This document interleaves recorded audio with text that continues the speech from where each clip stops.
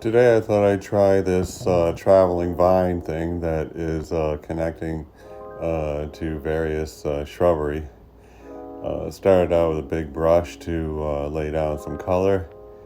Hit it with the tinier brush, add some detail, add some stems. Tried to paint the shadow first, didn't work out great.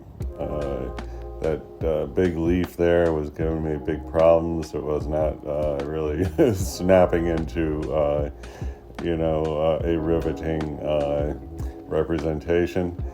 And continue working on the smaller details, sort of, and get development, hopefully. A couple more stems, more shadows.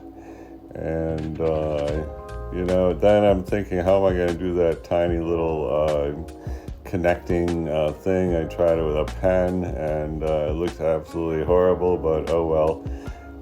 Now try to fix that big leaf, and there it is.